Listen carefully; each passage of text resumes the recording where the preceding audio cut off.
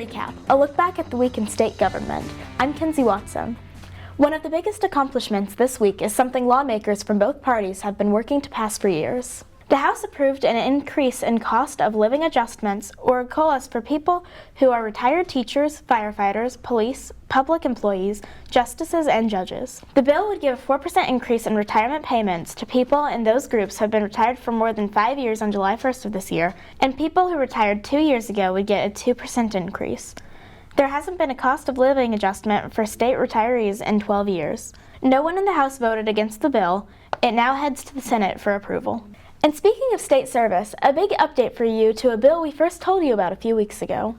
The Senate passed its version of the update to the state's civil service system. The Senate bill will work with the House version on the same issue, which would add job protections to all state workers. The House version has the support of the Oklahoma Public Employees Association, which said these bills are an important positive step forward for the 30,000 people who work for Oklahoma. In education policy, the full House passed the virtual charter school reform bill. The legislation is sponsored by Representative Sheila Dills from Tulsa. The bill would take on truancy rules for online schools and increase the number of assignments that need to be completed each quarter to 72. The current number is 44 for a student to be considered in attendance. The bill also limits students to one transfer a year to a virtual charter school beginning with the next school year. State School Superintendent Joy Hoffmeister said HB 2905 is a strong step in the right direction for transparency and accountability among our virtual charter schools. The Senate is also tackling important issues in education, the teacher shortage and bullying. SB 1115 by Senator Ron Sharp would allow the State Board of Education to renew an emergency teaching certificate to teachers who have worked for a district for at least 2 years.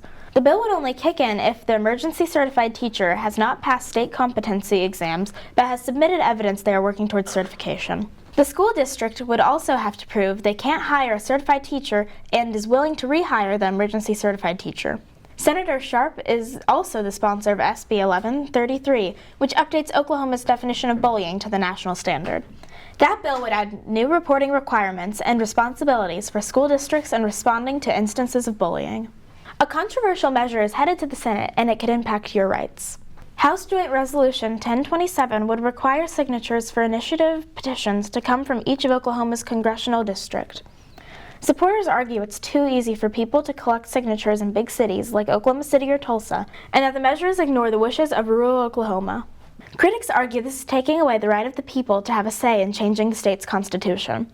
If the Senate approves this current resolution, Oklahomans will have to vote to approve the changes. The person responsible for verifying signatures on those petitions is the Secretary of State, and this week Rylie Eisenhauer introduces us to Secretary of State Michael Rogers. I'm Rylie Eisenhauer with Epic News Network, and I'm joined today by Secretary of State Michael Rogers. So, tell me a bit about your position. Yeah, so I'm Secretary of State and Secretary of Education. So in the short and the easy deal, the Secretary of State's role, my job is to make sure all the governor's agenda items gets done. I'm his chief policy negotiator, and as Secretary of Education, I oversee and kind of monitor higher ed, common ed, career tech. So, what drew you to this position?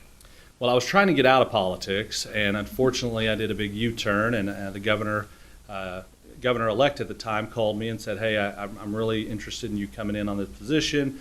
Do you want to help me with this?" My initial response was, "Are you going to get some stuff done? I'm not looking for a ceremonial position, but what we've seen with this governor is he's one who wants results and gets in there every day. So just truly blessed to be where I'm at." So, you see a bunch of initiative petitions go through. How do you check the validity of those and pursue them to get passed and to continue? Yeah, so it's very interesting. The Secretary of State's office is charged with going through and doing all the counts. I really didn't understand the full process that this office takes on until I came into this role. It's a very strenuous job.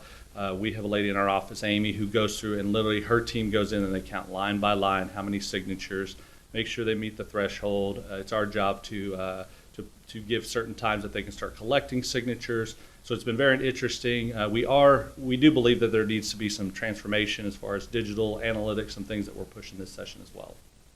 So, before you got into this position, do you have any misconceptions that have changed now that you are in it?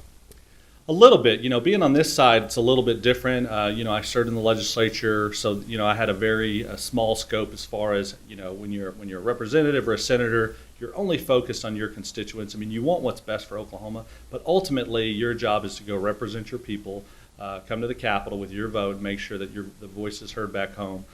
When you serve on the executive side, it's a little bit different in the fact that you were looking at what's best for all Oklahomans. You're looking at what's best not only now, short term, but long term.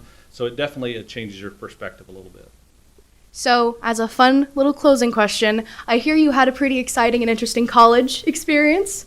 Tell us a bit about that. Yeah, so very interesting. We're very blessed. Got to play some baseball in college, and I tease people all the time that I've got all the scars to go with it. I grew up in Artesia, New Mexico, which was a really big sports town, small hometown of Landry Jones, which people like to remind me. And my joke always is I think when people ask Landry Jones where's he from, he says Artesia, and then he says, where Michael Rogers is from. All right. Well, thank you so much. Thank you. Back to you guys. Thank you, Rylie. Before we go, we want to tell you about some new ways to watch us. You can now get all the ENN programs on your home TV.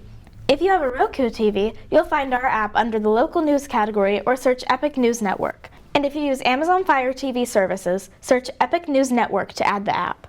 Also, if you're an Amazon Alexa user, you can enable the Epic News Network skill to hear the audio version of these programs anytime by saying, "Alexa, what's in the news?"